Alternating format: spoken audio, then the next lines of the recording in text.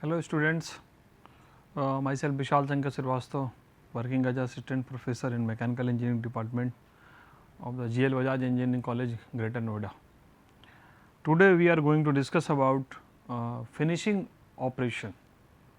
Basically finishing का एक upper level है super finishing operation जिसे कहते हैं. We are going to discuss about the super finishing operations. Since it is a very large topic, so we can elaborate in this in 2 lectures. The total topic contains super finishings में honing है, lapping है, polishing है. So before going to start this topic, we are discuss about the super finishing. ठीक है, we are starting from the basic levels finishing, then super finishing, then these 3 process which is the part of the our syllabus. ठीक है, so super finishing. First question is arise from why super finishing is a requirement. Why super finishing is required and at what stage we require the super finishing. So, in the manufacturing process the first operation is a machining. सबसे पहले हम क्या करते हैं कि machining करते हैं किसी भी चीज़ को. अब वो मशीनिंग क्या होगा, टर्निंग भी हो सकता है, ठीक है, ड्रिलिंग भी हो सकता है, मिलिंग भी हो सकता है, कुछ भी हो सकता है कि ये हमारी मशीनिंग होगी. अब मशीनिंग के बाद after the machining you are not obtain a finish surface या smooth surface, fine surface, smooth surface, whatever you want to say कि we did not find any smooth या फाइन सरफेस लाइक दिस या फिर like this board, like you can say in a mirror surface, because after the turning operations if you obtain like a small particles burst shape, so this is a cause of friction and surface defects between 2 mating surface. When you use this shaft, for example this is a shaft and this is a hole, ठीक है, तो अगर आप shaft को hole में mating करोगे, so this surface roughness is a cause of friction between the, so that is a reduction of the speed of output. आपने input पे जितना स्पीड दिया आउटपुट पे इफेक्ट करेगा. Parallelly cause of heat dissipation inside the assignment, ये जो अंदर mating surface का जो एरिया है वहाँ पे भी हीट डिसिपिएशन होगा and that is a heat dissipation might be A cause of surface property and defects. So many types of fatigue जो कि सॉफ्ट में अक्सर आता है कि फटीग डिफेक्ट्स आता है. तो avoid to these problems we are going to use finishing operations. finishing को हम तब देते हैं. अब finishing में क्या होता है कि after that finishing में आप पहले आप grinding यूज़ करते हो, जो कि अभी हम पिछले लेक्चर्स में डिस्कस किए. grinding के बाद finishing पे बात आ जाती है, ठीक है. अगर finishing से भी बात नहीं बनी तो हम super finishing पे जाते हैं. super finishing means like a mirror surface, mirror surface की तरह जो फिनिशिंग हो जिस पे आप नेक डाई से एक भी आपको डिफेक्ट्स ना दिखे, एक भी सरफेस पे रेगुलरिटीज़ ना दिखे. So that is a known as a super finished. For example ornaments, jewellery में जो आप देखते हो कि जब नई ज्वेलरी आपके पास बन के आती है तो क्या होता है उस पर एक फिनिशिंग जो होती है, पॉलिशिंग कर दी जाती है. वो जिसे हम हिंदी भाषा में आप मखमल का कपड़ा कहते हो वो लोग कर देते हैं, या उनके पास जो और भी टूल्स होते हैं, छोटा सा ग्राइंडर होता है इतना छोटा सा, उससे करते हैं वो, तो वो शाइनिंग आ जाती है. फिनिशिंग का मतलब होता है कि वो सुपर फिनिशिंग का जो पर्पज होता है वो फाइन सरफेस के लिए होता है, ठीक है. अब जैसे कि अगर हम बात कर लें कि ग्राइंडिंग और फिनिशिंग, इसके बाद तीसरा स्टेप आपका, जैसे पहला स्टेप तो आपका ये हुआ मशीनिंग, दूसरा हुआ ग्राइंडिंग, दूसरा ग्राइंडिंग, तीसरा फिनिशिंग और चौथा सुपर फिनिशिंग. ये लास्ट है. इसके आगे कोई ऑपरेशंस फाइन सरफेस के लिए हम नहीं प्रेफर करते, नहीं होता है, ठीक है. तो मशीनिंग में आपने क्या किया कि मटेरियल रिमूवल रेट ज़्यादा हुआ, जो डिजायर्ड शेप एंड साइज है ऑब्टेन कर लिया, ठीक है, सरफेस इरेगुलरिटीज़ हो गई. अब कैसे पता चलेगा कि ये सरफेस इरेगुलरिटीज़ है, तो जो भी हमारा वर्क पीस है, ये हमारा फॉर एग्जाम्पल वर्क पीस है कुछ ऐसे, ठीक है, तो एक यहाँ पे सेंटर लाइन ऑफ एक्सिस हम ड्रॉ करते हैं, एज्यूम कर लेते हैं, इमेजिनरी होती है सेंटर लाइन ऑफ एक्सिस जो कि नेक डाई से नहीं होती है, हम एज्यूम कर लेते हैं. जब आप सरफेस रफनेस मेजर करोगे RA और RZ के टर्म्स में ये सिंबल है रफनेस एवरेज और रफनेस मैक्सिमम। तो ठीक है, तो यहाँ से हमें पता चल जाता है कि इरेगुलरिटीज़ कितनी है। इरेगुलरिटीज़ को कैलकुलेट करके बताया जा सकता है कि ये सरफेस रफनेस है या नहीं है तो कितना है, कितना ज़्यादा है, कितना कम है। अगर बहुत ज़्यादा है सरफेस रफनेस, जैसे कि ये ही अगर इस शेप में कुछ हो, लाइक दस इस शेप में कि ये सेंटर लाइन है हमारी, इस तरीके से कुछ हो, तो फिर हमें ग्राइंडिंग को प्रेफर करना पड़ेगा। जैसे जैसे रेगुलरिटी जिसकी मिनिमाइज होती जाएगी, ऑपरेशंस भी हम डाउनवर्ड्स में चलते जाएंगे। तो पहले हम ग्राइंडिंग को प्रेफर करते हैं। ग्राइंडिंग का पर्पस, दो पर्पज होता है, surface finishing as well as dimension accuracy maintain करना। जहाँ पे हमें बहुत 0.2 टॉलरेंस में हमें 0.2, 0.02 या 0.5 का है, इस तरीके से कम का है, जहाँ पे हम मशीनिंग से नहीं कवर कर सकते। मशीनिंग में ये रहेगा कि कहीं ज़्यादा ना हो जाए मटेरियल रिमूवल, तो डायमेंशन एक्यूरेसी डिस्टर्ब हो जाए, तो वहाँ पे हम ग्राइंडिंग को प्रेफर कर देते हैं। तो ग्राइंडिंग का पर्पस क्या है कि डायमेंशन एक्यूरेसी और फाइन सरफेस के लिए भी। पैरेलली उसके बाद अगर नहीं हो पा रहा है, उसके बाद भी हमें फाइन सरफेस और चाहिए, जहाँ पे स्मूथ हमें चाहिए, तो फिर हम प्रेफर कर देते हैं फिनिशिंग ऑपरेशंस को।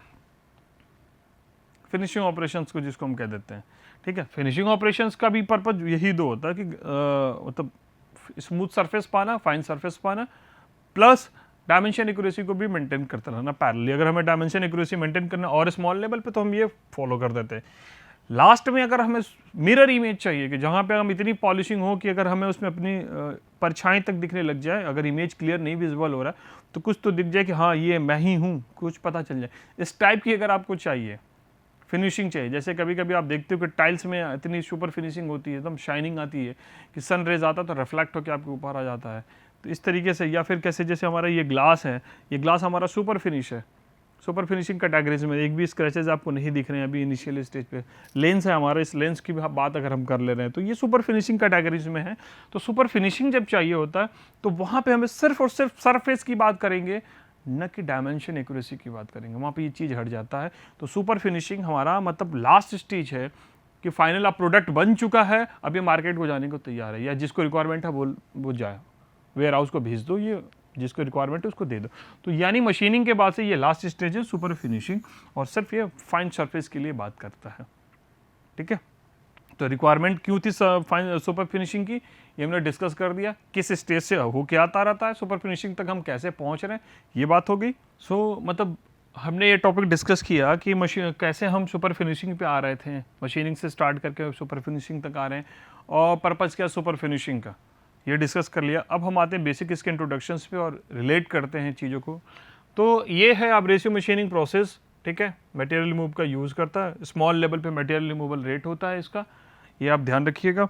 ऐसा नहीं है इसका माइक्रो लेवल पे यहाँ पे बात होती है, ठीक है। एब्रेसिव पार्टिकल्स यूज होता है, जैसे जैसे शेप उसका डिक्रीज करेंगे एब्रेसिव पार्टिकल्स का, डाउन करेंगे, डायमीटर उसका डाउन करते जाएंगे, वैसे वैसे सुपर फिनिशिंग की तरफ वो बढ़ता जाएगा, ठीक है। इतने टाइप्स के हमारे मशीनिंग प्रोसेस होता है, जिससे हम एब्रेसिव बॉडी इसलिए यूज हो रहा है कि एब्रेसिव पार्टिकल्स यूज हो रहे हैं, ठीक है। तो इतने टाइप की हमारी सुपर फिनिश ये मशीनिंग प्रोसेस है जो फाइन सरफेस के लिए हमें सपोर्ट करते हैं, फाइन सरफेस ऑब्टेन करने में हमारी हेल्प करते हैं। Super finishing, grinding, honing, lapping, polishing, इसमें से इन तीन को हम, होनिंग, लैपिंग और पॉलिशिंग को हम नेक्स्ट लेक्चर में हम डिस्कस करेंगे। और ये abrasive water jet machining ultrasonic machine है, ये फर्दर आगे है आएगा मशीनिंग के टर्म्स में, उसमें हम देखेंगे, ठीक है। तो क्वेश्चन ये था कि why we finishing is required या सुपर फिनिशिंग इज रिक्वायर्ड। तो हमने शुरू में आपको बताया था, we are discussing in the starting of the lecture कि finishing is required for the obtain the fine surface, because sometime we required super finished surface, mirror image like a surface when we develop a product, a shape, a workpiece like which is a part of the movable, which is play a role in the movable part of the any machines. So during the movable part they mating with other parts workpiece, and mating during the mating of the piece, and they are in relative motions. So roughness, if surface roughness increase as much as they are cause of the frictions, and they are cause of a heat, and that is also a types of different generate different types of defects. So mechanical property affected by that workpiece, and that workpiece damage. So production या machining process stop for some time and there is a loss of the economical and machining time हमारा जो होगी वो भी stop कर जाएगा। सो हमें इस फिनिशिंग्स को इसीलिए हमें मिनिमाइज़ करना पड़ता है, सॉरी फिनिशिंग को प्रमोट करना पड़ रहा है और सरफेस रफनेस को मिनिमाइज़ करना पड़ता है। तो सरफेस रफनेस जो हमारा है, सॉरी सुपर फिनिशिंग जो हमारा है ये सरफेस फिनोमिना है, ठीक है। It is a surface phenomena, not mechanical internal मतलब माइक्रो लेवल या माइक्रो स्ट्रक्चर्ड फिनोमिना है इसका। ये सरफेस फिनोमिना हमेशा सरफेस पे ही रहेगी, डेप्थ में ये कभी कोई इफेक्ट नहीं कर रहा है, ठीक है। The surface regularity not seen by the naked eye, so we prefer finishing operation. Super finishing की हम बात करते हैं या फिनिशिंग की हम बात करते हैं, अगर नेक्ड आई से दिख रहा है दैट मीन्स कि हम ग्राइंडिंग से भी उसको परफॉर्म रिमूव कर सकते हैं, ठीक है। सरफेस इरेगुलरिटीज और cause of stress concentration, stress concentration that means कि अगर सरफेस रेगुलरिटीज है तो यहाँ पे अगर सरफेस इरेगुलरिटीज हो रही है तो यहाँ पे एक डेप्थ अगर क्रिएट होगा, धीरे धीरे वो डेप्थ बढ़ता जाएगा और यहीं से फ्रैक्चर स्टार्ट हो सकता है। तो स्ट्रेस कंसंट्रेशन यहीं पे होगा, ठीक है। फ्रैक्चर फिटिंग इटीसी मतलब और भी चीज़ें, फ्रैक्चर का मतलब फटीग फ्रैक्चर यहाँ पे बात हो रही है वो भी हो सकता है, ठीक है। वेयर रेजिस्टेंस आएगा, हीट आएगा तो कोरोजन्स भी आ जाएंगे और बाकी चीज़ें, ये सब सारी चीज़ें हैं। तो इरेगुलरिटी जो सरफेस इरेगुलरिटीज है that is a cause of so many defects and if you want to remove this या stop this defects, so we focused on the finishing operations. We must perform finishing operations. In case of defense aerospace, you are using the mating parts. That part, in case they are parts participate in machine which are the part of the motions, velocity transfer या motion transfer या force torque transfer, at that case you are not compromised with the quality of the products. आपके जो parts हैं उसकी quality से आप compromise नहीं कर सकते हैं। सो आप you are must go through super finishing और finishing operation, either cost will be increase of that parts. तो हमें क्वालिटी वहाँ मैटर करता है ना कि हमें कॉस्ट मैटर करता है। तो हमें फिनिशिंग के लिए, सुपर फिनिशिंग के लिए जो भी प्रोसेस अपनाना होगा हम फॉलो करते जाते हैं, ठीक है। Thick surface finish, surface roughness, तो सरफेस रफनेस को मिनिमाइज करने के लिए हम सरफेस फिनिश ऑपरेशन पर यूज़ करते हैं, ठीक है। सरफेस फिनिश को जो हमें मेज़र करना रहता है वो माइक्रो स्ट्रक्चर, माइक्रोमीटर लेवल पे हम बात करते हैं, माइक्रो क्योंकि बहुत ही स्मॉल मटेरियल रिमूवल रेट होता है तो माइक्रोमीटर लेवल पे बात करते हैं। और जो हमने स्टेप्स बताए थे कि मशीनिंग से शुरू होती है, मशीनिंग के बाद ग्राइंडिंग, फिर फिनिशिंग, फिर देन सुपर फिनिशिंग ऑपरेशंस, ऐसे जाती है बात। तो उसी स्टेप्स को यहाँ टैबुलेशन फॉर्म में दिखाया गया। देखिए प्रिसिशन टर्निंग तो टर्निंग के टर्म्स में यहाँ देख सकते हैं छोटा सा ये कि ये सेंटर लाइन है, सेंटर लाइन से ये इतना अप एंड डाउन जा रहा है, तो ये 1.25 से 12.5 माइक्रोमीटर तक का इरेगुलरिटीज आएगा। इरेगुलरिटीज का मतलब यहाँ से ये जो शेप है ऐसे इस टाइप के शेप से मतलब है, इस टाइप से सेंटर लाइन से CL जिसे शॉर्ट फॉर्म में कहते हैं। अगर सरफेस रफनेस एवरेज आप पढ़ेंगे या पढ़े होंगे तो वहाँ पे तो ये 1.2 इसका है। दैट आफ्टर दैट ग्राइंडिंग पे हमारा देखिए नेक्स्ट स्टेप ग्राइंडिंग, मतलब देखिए ग्राइंडिंग में आप देखेंगे तो इरेगुलरिटीज का जो रेंज है 0.9 से 5 तक चला गया, 0.9 से 5 तक, यानी रेंज इसका ये 5 तक आ गया। कहाँ ये 12.5 तक जा रहा था, ये 5 तक आ गया। तो रेंज जैसे जैसे डिक्रीज हो रहा है वैसे वैसे ऑपरेशन चेंज होता जा रहा है। किसका? इरेगुलरिटीज का, सरफेस इरेगुलरिटीज की रेंज। यानी जितना, जैसे आप सड़क देखते हो कि सड़क पे क्या होता है कि पहले जो सड़क बनते थे तो बड़े बड़े वो पत्थर होते थे, छोटे शेप के गिट्टी जिसे कहते थे। फिर उसके बाद बड़ी गिट्टी आने लगी जिससे छत की ढलैया होती है, फिर छोटी गिट्टी आने लगी, अब सीमेंट की बनती है। तो जैसे जैसे आप देखोगे तो उनकी इरेगुलरिटी, सरफेस इरेगुलरिटी जिसे गड्ढे कहते थे, पहले जो गिट्टी वाले सड़क होती थी अगर 2 गिट्टी निकल गई तो वहाँ बड़ा सा गड्ढा हो गया।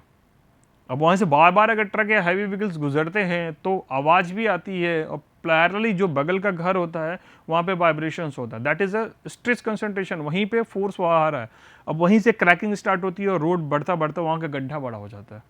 तो यही एग्जांपल्स अगर आप इसको रिलेट करोगे तो जब भी हमारा कोई भी रिवॉल्विंग पार्ट्स है, मेटिंग पार्ट्स है, चाहे वो बियरिंग हो, बियरिंग के अंदर शाफ्ट हो, तो अगर शाफ्ट या बेयरिंग में किसी में भी सरफेस इरेगुलरिटीज होगी तो बार बार उस पोजीशन पे आवाज़ आएगी। जैसे पंखे की बियरिंग का आप देखोगे, बेस्ट एग्जांपल है पंखे की बियरिंग में। अगर बियरिंग्स में कोई भी एक प्रॉब्लम आती है, कोई भी एक बियरिंग का वो जो बॉल खराब हुआ बियरिंग का, तो या कॉलर बियरिंग है उसके, तो वो स्लाइडिंग कॉन्टैक्ट बियरिंग है या जो भी है, तो बियरिंग में अगर कहीं से भी थोड़ा सा भी डिफेक्ट्स आया, नेक डाई से आपको नहीं दिखेगा, बट वहाँ पे जब शाफ्ट बार बार जाएगा, 1000 RPM पे आपका फैन रोटेट कर रहा है या 600 RPM पे रोटेट कर रहा है, तो वहाँ पे 600 टाइम्स वो टच करेगा। तो आप दिन भर में लाखों बार वो टच कर रहा है, तो वो बहुत ही माइन्यूट लेवल पर टच करते करते करते करते पता चलेगा 1 महीने बाद पंखे से आवाज़ आनी शुरू हो जाती है, धड़ धड़ की आवाज़ आती है, वो आवाज़ आती है इरिटेटिंग साउंड होता है। फिर कुछ दिनों बाद वो जैम हो जाता है, क्योंकि वहाँ से वो आगे बढ़ ही नहीं पाता, सॉफ्ट में इतना ज़्यादा गड्ढा हो चुका रहता है। फिर वो जैम होने के बाद वो आपका पंखा ख़राब कर देता है। यही सेम कॉन्सेप्ट आपको ऑटोमोटिव पार्ट्स में या फिर एरोस्पेस में या डिफेंस में कहीं पे भी यहाँ पे जहाँ पे रिवॉल्विंग पार्ट्स होते हैं, दो के बीच में रिलेटिव मोशंस होता है, वहाँ भी होती है। तो सरफेस रफनेस को इसीलिए हम मिनिमाइज रखते हैं, मिनिमम से मिनिमम रहे या न रहे तो ज़्यादा अच्छा रहे, लेकिन न रहना तो 100% पॉसिबल ही नहीं है। ठीक है, तो ये ग्राइंडिंग का हुआ कि ग्राइंडिंग का रेंज हुआ। ऐसे होनिंग है, होनिंग का रेंज देखिए और डाउन हो गया, यानी कि अगर आप देखते जाएंगे तो पहले मशीनिंग है, टर्निंग है, फिर ग्राइंडिंग पे आया, अगर ग्राइंडिंग से बात नहीं बनी तो होनिंग पे आया, अगर होनिंग तक हमारी रिक्वायरमेंट फुलफिल हो गई तो ठीक है, रिक्वायरमेंट और चाहिए तो लैपिंग पे जाएंगे, यानी सुपर फिनिशिंग पे बात आ गई। ठीक है, लास्ट में सुपर फिनिशिंग आ ही गया हमारा, ये कि नेक डाई से एकदम टच भी करेंगे तो भी नहीं पता चलेगा और आपको मिरर इमेज भी मिल जाएगा। तो ये height of micro irregularities, micrometer level पे ये रेगुलरिटीज है किसकी, सरफेस से, जो हमारा हम जिससे मेजर करते हैं सेंट्रल लाइन से कि कितना सरफेस अप एंड डाउन है। ठीक है, कितना नीचे गड्ढा है, कितना ऊपर सरफेस निकला हुआ है, तो वो रेगुलरिटीज। तो ये ऐसे ऐसे 1.25 से 0.25 तक यहाँ पर रेंज आ गया। You can see in here from this. ये टेबल आपको बहुत ज़्यादा हेल्पफुल करेगा डिसाइड करने में कि आपको किस लेवल तक की इरेगुलरिटीज़ पे आप आके आपका काम चल सकता है, तो उसी ऑपरेशंस पे हम जाएंगे। ऐसा नहीं कि हमारा अगर काम चल जा रहा है हॉर्निंग तक तो हमें सुपर फिनिशिंग तक आने की जरूरत ही नहीं, क्योंकि super finishing time taking process है, बहुत ही स्लो प्रोसेस और टाइम टेकिंग प्रोसेस है, और वो ऑब्वियस सी बात है कि आपका इकोनॉमिक बढ़ाई देगा, प्रोडक्ट कॉस्ट बढ़ाई देगा। इसीलिए आप देखते हैं कि जैसे हम बहुत सारी चीज़ें यूज़ कर, जैसे हम फॉर एग्जाम्पल अगर हमने कोई शूज़ परचेज किया तो लोकल शूज़ परचेज करोगे तो आपकी फिटिंग का इशू आएगा, अंदर आपको कट करने लगता है। क्यों? क्योंकि लेदर की फिनिशिंग फिक्स नहीं होती, जो स्ट्रेचेज होती है फिनिशिंग अच्छी नहीं होती है, रफनेस उसकी ख़राब होती है, जो उसके जो पैड होते हैं पैड की रफनेस सही नहीं होती। तो जब वही फिनिशिंग वो देते जाते हैं, पैड की रफनेस रिमूव करते जाते हैं, फिनिशिंग स्मॉल अच्छी होती जाती है, कॉस्ट उसकी बढ़ जाती है, हमारे पैर के लिए कंफर्ट होता जाता है। तो फिनिशिंग का रोल, सुपर फिनिशिंग का रोल यही है कि हमारे लिए देखने में खूबसूरत हो वर्क पीस। ऑर्नामेंट्स क्या होता है, देखने में खूबसूरत हो तो उसकी कॉस्ट बढ़ जाती है। वर्क जैसे हमारे पास कोई पॉट है, बर्तन है मेटल का जिसमें हम खाना वाना खाते हैं, देखते हैं देखने में खूबसूरत लगता है, वो कॉपर का है, ब्रॉस का है, बना हुआ है, उसकी पॉलिशिंग कर दी, देखने में खूबसूरत, तो उसकी कॉस्ट बढ़ गई। डेकोरेटिव पार्ट्स है, हमने उसकी पॉलिशिंग कर दी, सुपर फिनिशिंग कर दी, उसकी कॉस्ट बढ़ गई। हमें कहीं से भी डैमेज भी नहीं करेगा, क्योंकि अगर उसकी फिनिशिंग कर दी तो उसमें कोई बर्र पार्टिकल्स नहीं निकले होंगे जो हमें कभी डैमेज नहीं करेगा, हमारी चीज़ों को कभी कपड़े को डैमेज नहीं करेंगे, हमें डैमेज नहीं करेंगे, नॉर्मली टच होने पे कभी दिक्कत नहीं करेगा। तो ये इसका एप्लीकेशन है। ठीक है, सुपर फिनिशिंग, इसमें कुछ टॉपिक्स हैं जिसको हम देख सकते हैं कि सुपर फिनिशिंग को, कि ये cold material, it is a cold material process, that means कि इसमें हॉट फोर्जिंग कोल्ड फोर्जिंग आपने पढ़ा होगा, या हॉट वर्किंग कोल्ड वर्किंग। तो ये कोल्ड वर्किंग प्रोसेस है, इसमें टेम्परेचर्स का कोई रोल नहीं होता, हमें अलग से सेपरेट हीट नहीं देना पड़ता है। ठीक है, since it is a surface property, ठीक, so it is affected only surface phenomena. और जब ये कोई हीट आप नहीं दे रहे हो, कोई हैमरिंग नहीं कर रहे हो एक्सटर्नली, सिंपली आप बस रिमूविंग कर रहे हो मटेरियल्स का, तो ये कोल्ड होगा और कोई भी थर्मल लेयर डैमेज नहीं करेगा, लेयर जो थर्मली डैमेज नहीं होगी। ठीक है, ये इंपॉर्टेंट पॉइंट है, इसको याद रखिएगा। Eliminates the thermally damage layers that is left by the previous operation such as a grinding. But in case of grinding ये प्रोसेस होता है कि थर्मली लेयर डैमेज होता है, क्योंकि वहाँ पे देखते हो ना चिंगारियाँ निकलती, हीट कितना ज़्यादा बढ़ जा रहा है। कटिंग फ्लूइड का यूज़ होता है ताकि ड्रेसिंग की भी जो ये जितने भी पार्टिकल्स हैं उसको वॉश अवे कर ले। जो हम यूज़ कर रहे हैं ग्राइंडिंग व्हील, जो व्हील यूज़ कर रहे हैं या जो हम डिवाइस यूज़ कर रहे हैं सुपर फिनिशिंग के लिए, वो उसमें भी ये पार्टिकल्स आके एडिशन ना करें और ड्रेसिंग की रिक्वायरमेंट ना हो। तो कटिंग फ्लूइड्स हमारा ड्रेसिंग प्रोसेस को मिनिमाइज कर देगा। ठीक है,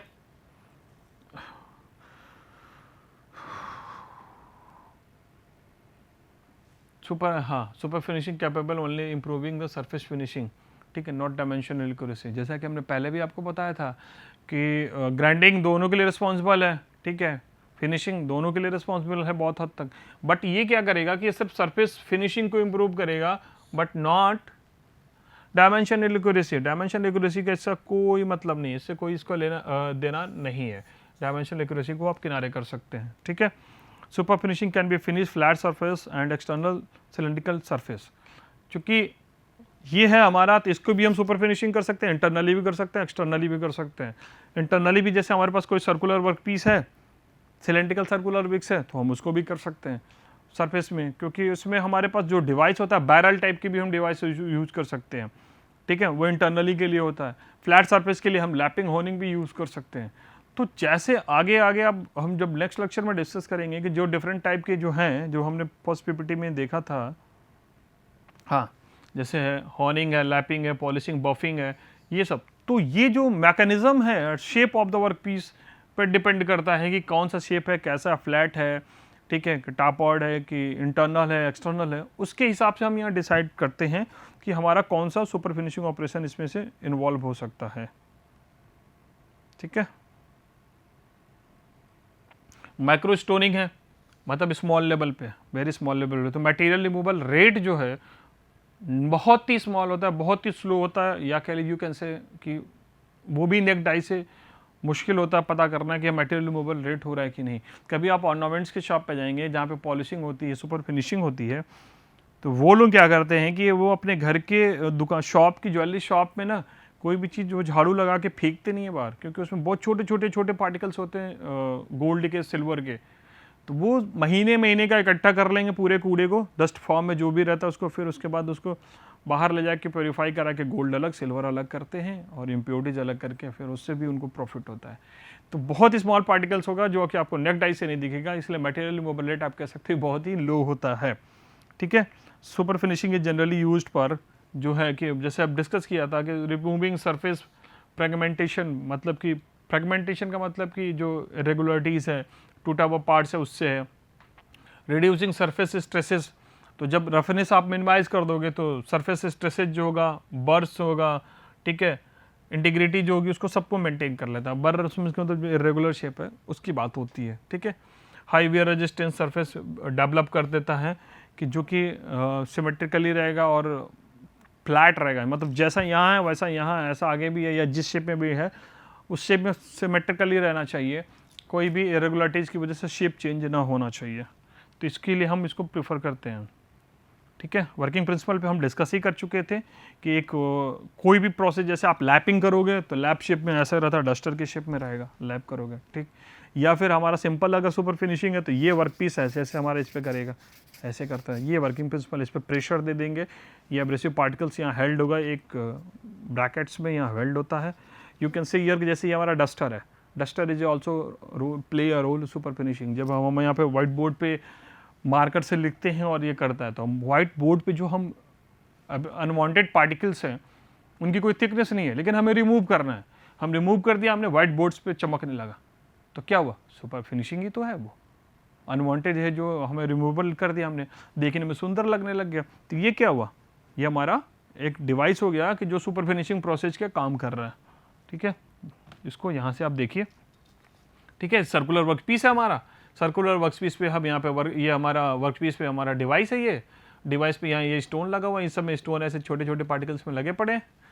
ठीक है, ये छोटे छोटे that is small particles of the abrasive particles, very micro levels. ठीक है, we apply the pressure here, stone holders move from in this directions. ठीक है, and finishing of super finishing operation is performed here. So again I am going to explain this. This is a workpiece.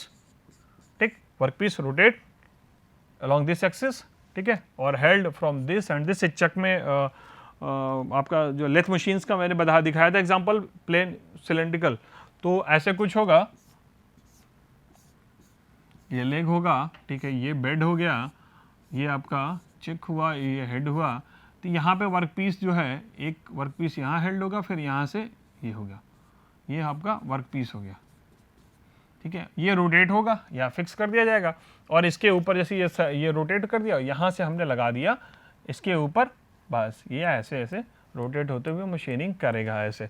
ये हमारा है, यहाँ से हमने यहाँ से पकड़ के प्रेशर दे दिया, ये ऐसे रोटेट होता रहता है और मशीनिंग परफॉर्म होती रहती है सिलेंड्रिकल शेप में। तो यहाँ पे प्रेशर इसलिए दिया जाता है कि प्रेशर दिया जाएगा तो कांटेक्ट बना रहेगा जैसे प्रेशर का वेरिएशन करोगे वो इस तरह से फीड का काम करेगा। ठीक है, वर्कपीस फिक्स होता है, वो एक अलॉन्ग द सेंटर वो रोटेट करता रहता है। ठीक है, ये इसके कुछ एग्जांपल्स हैं जो आपको दिख रहे हैं कि कैसे सुपर फिनिशिंग का जो हमारा है, ये देखिए इसकी शाइनिंग देख के आपको लग रहा होगा जैसे आप घर पे आपने देखा होगा रेलिंग जो सीढ़ियों पे लगा रहता है इनसाइड हाउस में, तो जो जहाँ पे हैंड उसको हम बोलते हैं हैंड रोलर बोलते हैं, इसका जो भी नाम होता होगा, ये पकड़ने के लिए, ताकि अगर इस पर सोचिए कि थोड़ी भी सरफेस रफनेस इसकी ख़राब होगी तो आपके पॉम्स को डैमेज करेगी, हथेलियों को, या अगर इसका लेवल जो है कुछ माइक्रो रेगुलरिटीज जो है कुछ ज़्यादा लेवल का हुआ तो मैट भी आप उतर रहे हो डाउन स्टेयर्स के टाइम पे, आपकी स्पीड ज़्यादा हो, आपने हाथ रखा और आपका हाथ स्लाइड करते हुए आगे बढ़ा तो हाथ को डैमेज कर सकता है। इसलिए यहाँ पे सुपर फिनिशिंग की रिक्वायरमेंट है। दिन भर में अगर किसी सीढ़ी से 4-5 बार लोग डाउनवर्ड्स में जा रहे हैं और 4-5 में किसी के भी हाथ को डैमेज किया तो आपको 5-10 हज़ार का घर के लोगों में फटका लग गया, तो 5-10 हज़ार का जो डैमेज हो रहा है उससे बेटर यही है कि यहाँ पर सुपर फिनिशिंग पे आप पैसे खर्च कर दीजिए। 2,000 रुपये में आपको सुपर फिनिश मैक्सिमम पूरी चीज़ें सुपर फिनिश्ड होकर मिल जाएंगी। तो वहाँ पे हमें कॉस्ट पे नहीं देखना होता, हमें क्वालिटी पे बात करनी होती है। जो हमने डिफेंस और एयर स्पेस की बात की थी, मिलिट्री की बात की थी, कि जहाँ पे हमें कुछ चीज़ें ऐसी होती है कि जहाँ पे हमें क्वालिटी पे बात होती है, वहाँ पैसा मैटर नहीं करता है। तो यहाँ पे जगह जो डेली यूज की चीज़ें, जहाँ पे आपकी फैमिली अफेक्टेड हो रही है, जहाँ पे आपकी नेशंस की बात आ रही है, सिक्योरिटी की बात आ रही है, सेफ्टी की बात आ रही है, वहाँ पे आपको सुपर फिनिशिंग को प्रेफरेंस इसीलिए दिया जाता है। No doubt it's a costly and time taking process, but हमें प्रीफर करना पड़ता है। एडवांटेज डिसएडवांटेज की बात कर लेते हैं। लेस मटेरियल लॉसेज होता है, इकोनॉमिकल प्रोसेस से achieve high degree of finish, जिसे हम मिरर इमेज के नाम से दे देते हैं। रिड्यूस फ्रिक्शन होता है, इंक्रीज पार्ट लाइफ सबसे इंपॉर्टेंट है कि इंक्रीज पार्ट लाइफ किस सेंस में इंक्रीज कर रहा है, स्ट्रेस कंसंट्रेशन रिड्यूस करता है, वियर रेजिस्टेंस को रिड्यूस कर दे रहा है, तो इसलिए ये कर देता है। ठीक है, provide high load bearing surface and better ceiling capabilities. Ceiling capabilities का मतलब कि एयर टाइट या लिक्विड टाइट रहेगा। अगर वहीं पे इरेगुलरिटीज होगा तो होल्स बड़े होते जाएंगे, जब होल्स बड़े होते जाएंगे तो वहाँ से लीकेज के चांसेस रहते हैं, तो इसलिए ये भी इंपॉर्टेंट है। मटेरियल रिमूवल रेट जो बहुत स्लो है, टाइम टेकिंग प्रोसेस होता है ये। ठीक है, ये टाइम टेकिंग प्रोसेस है। Grinding is required before super finishing. Grinding is required before super finishing इसलिए होता है कि भाई अगर आप शुरू लेवल पे ही, जैसे ये हमने टेबल दिखाया आपको, हाँ, अब इसी लेवल पे आप सुपर फिनिशिंग स्टार्ट कर दोगे तो फिर ये तो मतलब आपके मेरे हिसाब से ये समझदारी नहीं है, क्योंकि आप यहाँ देख रहे हो कि इसको ग्राइंडिंग क्या, इसको हम ग्राइंडिंग होनिंग तक इससे काम चला सकते हैं, उसके बाद हम सुपर फिनिशिंग पे आए तो ज़्यादा अच्छा रहेगा, क्योंकि हमारा टाइम एज वेल एज पैसा और मेहनत तीनों चीज़ें बचेंगे। ग्राइंडिंग में हमें कम टाइम में ये पूरा काम हो जाएगा हमारा। सो ठीक, इसीलिए हम इसको ग्राइंडिंग पहले ज़रूरी होता है। ठीक है, एप्लीकेशंस में आपको मैंने दिखाई दिया कि सारे ऑटोमेटिव पार्ट्स होती है, जहाँ पे भी रिलेटिव मोशन होगा वहाँ पे हमें मिनिमम सरफेस रफनेस चाहिए या ज़्यादा से अच्छा फिनिशिंग चाहिए वहाँ पे, या ऑर्नामेंट्स, डेकोरेटिव पार्ट्स, ठीक है, होम अप्लायंसेस की चीज़ें होती हैं, किचन्स की चीज़ें होती हैं, सब जगह इसकी रिक्वायरमेंट होती है। ठीक है, ये रेफरेंसेस हैं और थैंक यू सो मच।